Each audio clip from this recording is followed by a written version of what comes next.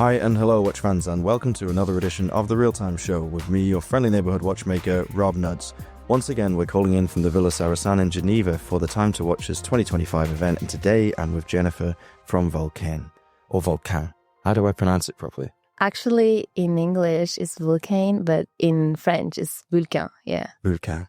Sounds much better in French. Really? Well, I think it sounds a bit sexy, doesn't it? We always make things sound less sexy, and French is good at sexy words. You know, I was trying to pronounce Herbelin the other day, and in English we'd call it Herbelin, which is not very attractive, really, is it? You know, we're not good at that. Nobody thinks of the British for aesthetics or, you know, I think we have quite nice voices, but we just mispronounce words so badly. Does it bother you when someone mispronounces Vulcain? No, actually, I think like I have many clients and visitors who actually like they say like Vulcain. So I think in English they pronounce Vulcain, but it's good. It's correct. Yeah. That's correct enough. Okay, so before we dive into the novelties and talk about a very recent sellout success that you had with a new special edition, I would like to know about your backstory, because this is the first time you've been on the Real Time Show. You tell me it's the first podcast you've ever done. Is that true? Yeah, exactly. Well, you look like a natural. You've got the headphones on. You just picked them up and put them on like that was a natural thing. Most people just forget the headphones exist. I think you've got a long future in podcasting. Probably because like I made like some. I was even. I don't feel that stressed because like probably, I did like musical in. Yeah. So it was Guys and Dolls probably even about that because I was in different like yeah. I don't know how to explain it, but like I don't feel that stressed because like probably I think I feel like good like speaking English probably. I don't know. Good. Well, that's good because I can't speak Spanish. Is Spanish your native language? Yeah, it's my first language. So which part of Spain are you from? Where I'm from, I don't know. Yeah, Valence. Okay. Yeah. Is that Valencia? Yeah. You know what's happening there? No, I don't know what's happening. What was happening, but you I don't know if you heard about like in October we had the Dana. No. You don't know about it? The water and. I did hear about that. Yeah. Yeah, it was in Valence, unfortunately. Oh dear, I'm sorry to hear that. Do you go back home often, or do you? No, but I'm going to now in August. Yeah. Okay. I don't know how it will be, but probably it's a disaster. Yeah. Oh God. Even now, yeah. So, do you spend most of your time traveling, or are you normally based in Switzerland?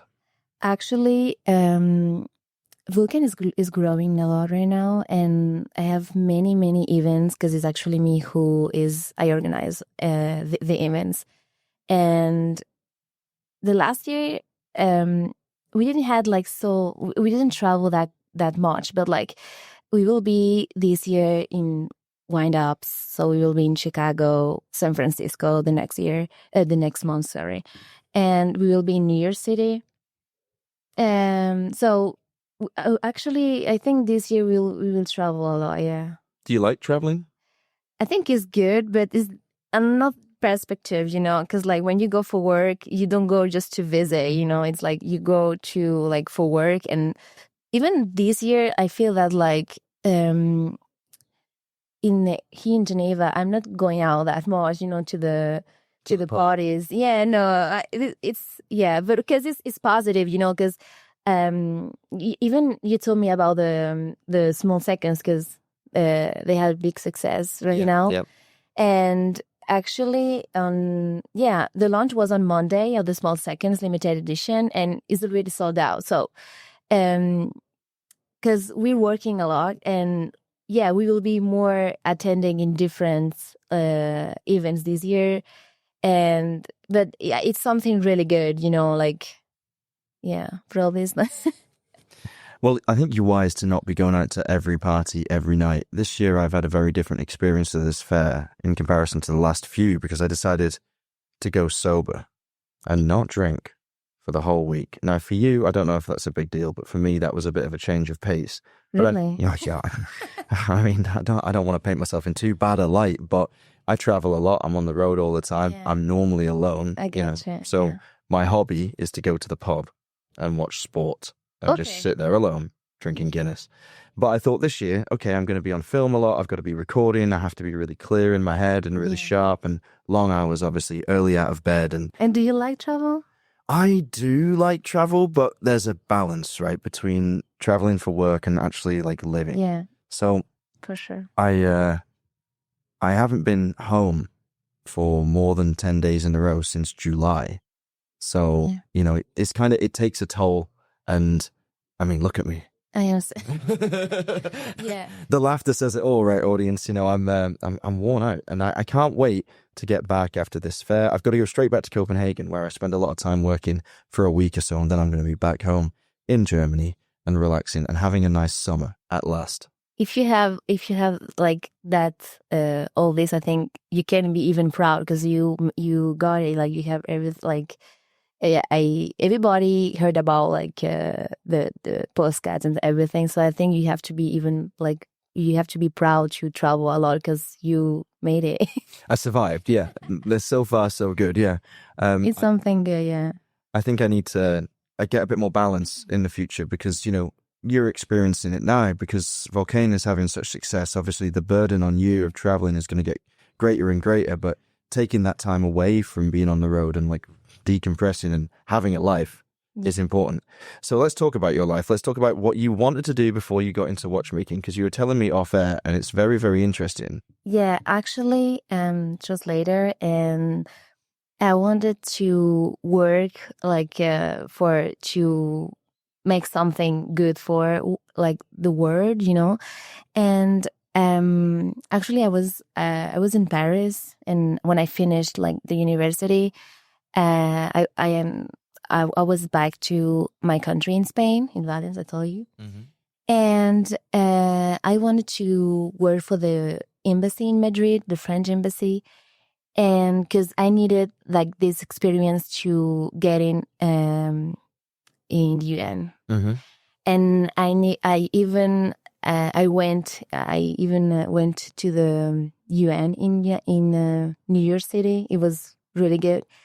And I never made the French nationality. So when I you know, like I had the option to get in the embassy because I didn't have the nationality. They said I can't, you know. So I said, okay, but I have to try to go to Switzerland because I wanted to work for the UN here. Okay. And when, you know, these doors for me was closed, I said, okay, I should like, I was really passionate about the watches, and probably for some people it's really strange to change like from Paris to go to Le Loc because it's pretty home and it's pretty empty, right? You're in Le Loc now. Yeah, I'm in Le Loc right now. So where is actually the manufacturer? And yeah, it was really interesting. But I said, okay, I have to go like to see, like even I tried, you know, and I think when you do what you like the most, it's probably when like the life give you the opportunity and you have to be where you have the life bring you where you have to go and where you have to be. So I went to Le Loc, and I didn't expect it to find like that like fast, you know, like Vulcain. But I think probably because I speak 6 languages, probably that was like why. 6 languages? Yeah. Okay, so Spanish, English, obviously. You told me you don't speak German, which is the only one I could have had a go at conversing with you in. But what are the other 4? French. Italian. Okay. Portuguese. And Portuguese. You know Catalan, by the way? Catalan? Yeah. Yeah, like northeast Spanish. Yeah, but even in Valais, we speak Valencian, but it's actually the same. Yeah. Oh, okay. Yeah. Well, that's 7, isn't it? If you count Catalan, or did I overcount? It's Spanish, English, French, Portuguese, Catalan, and what was the other one? I hope the next one it will be German. I don't know. I've run out. Okay, number 7 will be 6 German. languages, yeah. So when you learn that many languages, does it get easier and easier to learn new languages because you have so much experience? Yeah, obviously. Yeah. Because like when I grew up with 3 languages, which was like Catalan, Spanish, and French. And it's easier because, you know, like from where you have to start. Yeah. Like probably like I mean, for me the first thing what you have to learn is probably like the how explain it, preposition. I know how to Prepositions. preposition is I think is the first step, because the vocabulary takes more time. Okay. You know, and when you say okay, no, but you know it's like something, it's like changing the context, or you can say like like something. You know, it's a comparison, or you know, I think is the first step to learn languages is prepositions. Yeah, and probably people start like with like vocabulary, which is actually more complicated. It takes more time, and there is so many, you know, like words. But you have I had you know like the first language which I learned it was Portuguese. And Portuguese it was because like I really like a singer in Brazil is Marília Mendonça. Okay. And when you like something about like one culture, you know, it's you're really interested, and that makes like give you the opportunity to be really motivated. And I never learned like any language at school. You have to like you have to learn taking the time you need. And if you like music like me, it was, I think you have something what really interests you, and you do it for pleasure. You do it because like you really want to understand it, you know, and it's something different. Because like if I tell you have to learn just this I know vocabulary, or like you're at school and you have to learn like some sentences, it's pretty different, because you're not doing because you're really passionate about, you understand something, or because it's something what you like to do in like a hobby, you know. Yeah, without that passion, that motivation, it's really hard to you know, if you're at school sometimes, I think especially in England, because the language teaching is terrible, and it's not even compulsory anymore, I don't think, for kids to learn a language. When I was a kid, you had to do at least one to GCSE, I think. You know, our exams at like 16 years old. Yeah. I did French and German because I wanted to be a translator, actually, when I was young. I'm trying with German, but it's really different. Well, you know, you're right. It's really complicated, yeah. Because the prepositions are extremely confusing. Yeah, even the verbs are... they do all sorts of things. And yeah, it's and even well, the second verb is at the end, and the third one goes beyond. Oh my goodness, that. Yeah, don't even. But I know some like Swiss words, like Swiss German words. Yeah. Okay, well, Swiss German's another thing entirely, because you can't even write in Swiss German. Yeah, You've got to sing it.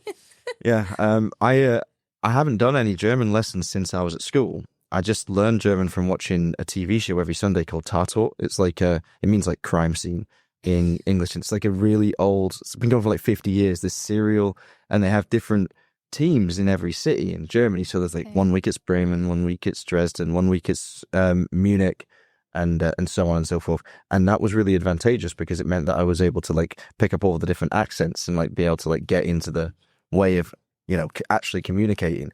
So I really do need to take a class, because what it left me with was a huge amount of vocabulary. Yeah. But the prepositions still, like, it transforms so much and it moves around. English is so easy in comparison, because you can basically say anything you want or however you want, and people will understand you. But in German, not the case. So good luck. Yeah, thank you. Let's talk about watches, because although this is fascinating talking with a polyglot, we should probably talk about the lovely watches you brought with you. So, you found your way into watchmaking. Life has led you where you need to be. You're living in Le Loc, which is a very different pace of life from Paris, and you're working with these beautiful machines. So tell me what you brought along for us to dive into. So we have the chronographs. The launch will be the next week on Thursday. Okay. And we have 2 skin diver chronographs. I've heard a lot about this piece, by the way. People have been coming into the studio saying, "Oh, have you seen the new skin diver?" Now, what is a skin diver? The skin diver is actually a watch from 60s, and we combined it with the strap, the skin diver strap, which is actually a vintage one from 70s. Okay. And we even proposed this chronograph with this same bracelet. And you can even see like it's a really vintage watch. Okay, yeah. No, We have there is the panda and the black one. Okay, so 2 colorways. We've got a white sunray dial with 2 black subdials in the first 5 minutes. No, the first 3 minutes of the minutes subdial are marked out in red. Why are they marked out in red? 200 meters also. That's 200 meters water resistant. So why have we got this little segment of red on the 30-minute subdial? For the first 3 minutes, why is that red bit there? Oh, because we just like took the vintage one from the vintage one, yeah. Oh, so it's totally inspired. Yeah, exactly. Okay, very good. And we've got a ceramic bezel. The only thing that we changed is the hands, if you see. Oh, yeah? Yeah. Okay. So we've got a really vintage inspired skin diver, and it's got like a box crystal, really. So it's got quite a lot of depth to the dive. Sapphire crystal, and it's got applied indexes filled with lume. And exactly. a go in seconds register at 9 o'clock and a 30-minute counter at 3 o'clock. And around the outside of the dial, we have a tachymeter, is that? And then on the bezel, we've got a ceramic bezel with a 5 minutes countdown, or an hour. It's bidirectional also. Bi-directional bezel. Okay. So what's the retail price of this one? In Swiss francs? Yeah, that's fine, yeah. In Swiss francs with the leather cuffkins strap is 2,500. Okay. And for this one with the bracelet is 2,900. Wait, sorry, it was in euros. And with the bracelet is 2,760. Swiss francs. Yeah. And the bracelet is really cool. So this is like a really large linked bracelet, but with excellent chamfering on the sides and also on the top angle of the bracelet. So it looks extremely vintage. Yeah, exactly. And then you've got a micro adjust clasp, which everybody will be glad to see. It's quite a lot of adjustment as well. Yeah, exactly. How many? It's like 2 centimeters almost. Wow, yeah, that's incredible. So a beautiful clasp as well with the Vulcain logo polished against a brushed background and standing out in relief. Very nice. Thank you. So what else have you brought? What's this? This one is the nautical one. Have you heard about it? I've heard about it, but why don't you tell me about it? Actually, for this one, we made this new rubber strap. Cool. Which is more new because the original one is with a tropic rubber strap. Mm-hmm. So for this one is the piece like which is have more history. For this one, actually, there is I don't remember, like, you know, Cousteau. Yeah.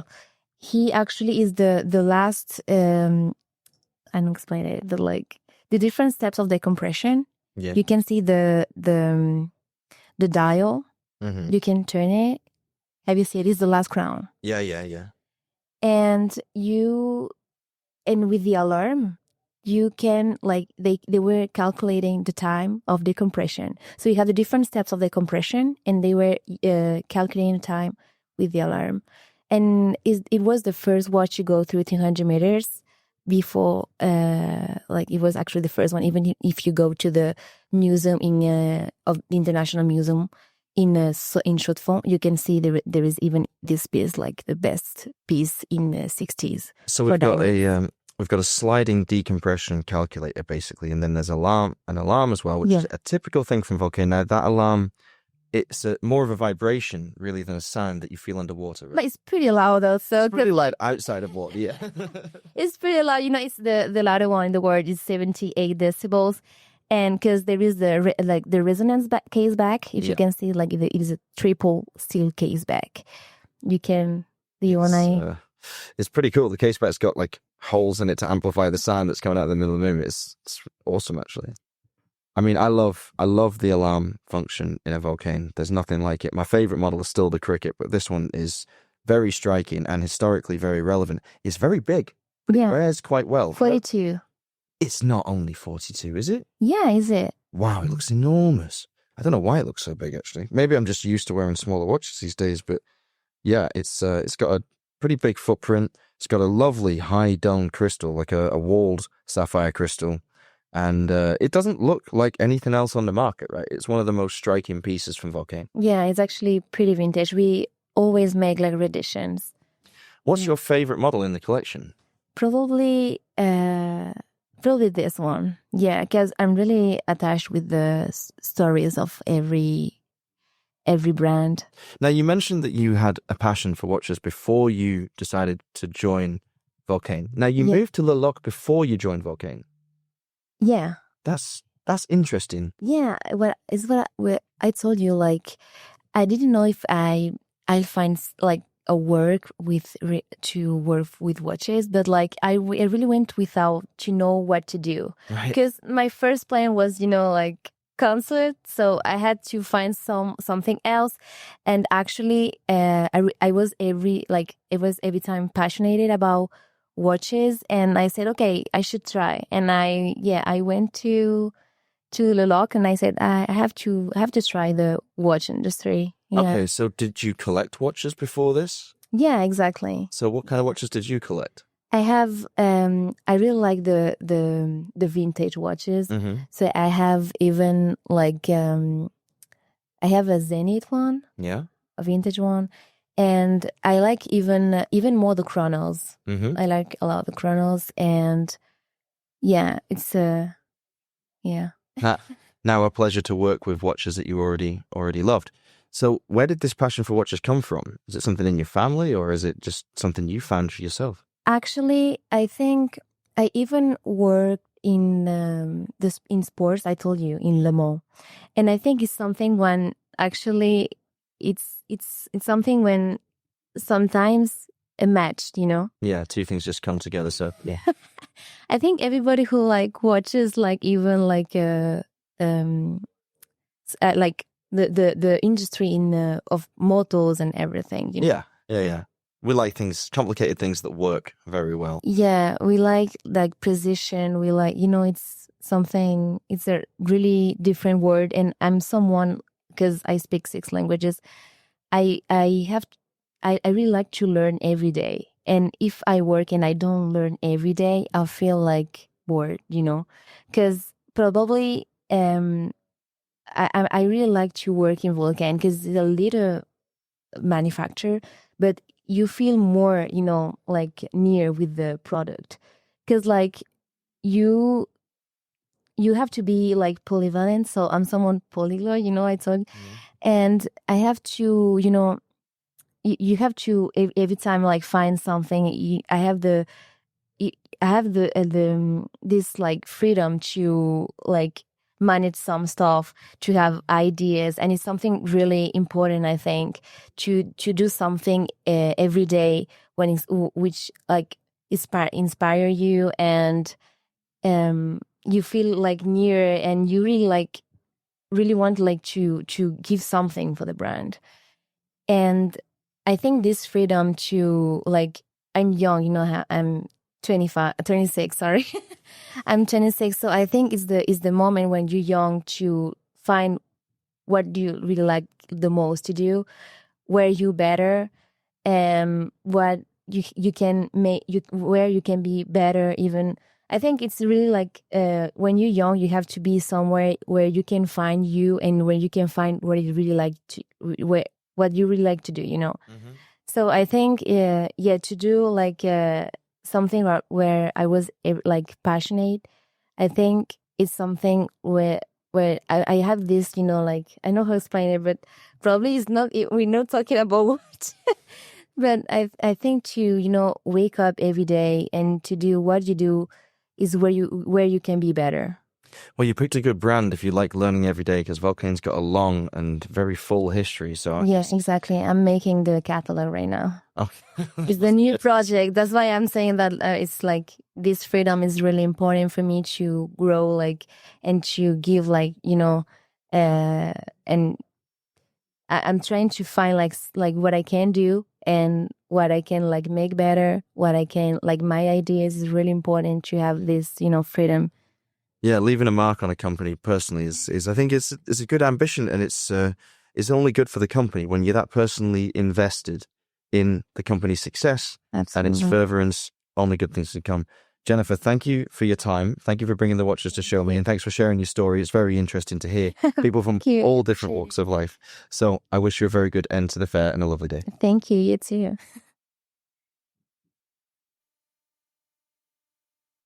I don't know about you, Alon, but I have always had an incredible soft spot for Vulcain, and I'll tell you for why. Because as you may know, I'm a huge fan of American presidential history, and the watch, the cricket, is an icon within the halls of power in Washington, and I love it and want one, and there's nothing like it, and convince me otherwise. Well, that makes the two of us. So I love it so much that I actually became a dealer with Ace Jewelers a few Geneva Watch days ago that you and I visited their booth together. And I hoped they were rubbish. I hoped the quality wasn't good enough. I hoped the pricing was off. I hoped the team sucked. Yeah. But, well, they ticked all the boxes. So Dominic is great. Jennifer is great. Nowadays, our dear friend, sexy boy Guillaume Leder helps them out a bit from the sidelines. The current calibers for the cricket watches are made in-house. All the other calibers are not. They made a push downwards. The Grand Prix watch that they launched last summer at Geneva Watch Days is a hit. In my humble opinion, too low in price. They launched, I believe, 2 new variations in green and blue during time to watches that are now already sold out, I believe. Well, they're sold out at Ace. Yeah, I don't have much to criticize. They made a nice Skin Diver chrono, which is a replica of the back catalog. Obviously, it has Sexy Boy written all over it, and there is nothing wrong about it. So, yeah, I want to say something bad because, sometimes you and I rave too much about everything we discuss. Yeah. But yeah, we're biased. Yeah, we're watch nerds. Yeah, we literally love everything that displays time. Not sure we're digital, biased. I think we just have an opinion. Yeah, It's not okay. the same as being biased. No one's paying us. No, well, we're Anyone skewed to wants the to- positive. Well, yeah, in most cases, I've heard you being pretty uncompromising on 1 or 2 occasions, to be honest, and I think I have been as well in time. But we like watches. We like people to do stuff well, and Vulcain does things well. And now you mention it, they're quite a sexy team from top to bottom, aren't they? You got Sexy Boy right up there, but everyone in the team is hot stuff. Yeah, you're right. It's a holistic, sexy brand. It's a All right. sexy brand. If you don't agree with us, dear listener, please do join the conversation in the real-time show community. We'd love to hear your voice. Yeah, absolutely. And we've never thought about ranking brands in terms of hotness, have we? Maybe We can start now. Well, okay, right. Well, who's going to come for Vulcain? Who's going to knock them off their perch? We're putting them in at the top there. Okay, it's going to be very controversial. All right, get involved with the hilarity that we might just have accidentally commenced by joining the Real Time Show Network. You can do so by dropping us a message on either Rob or Alon at therealtime.show or via the official Instagram handle at therealtime.show.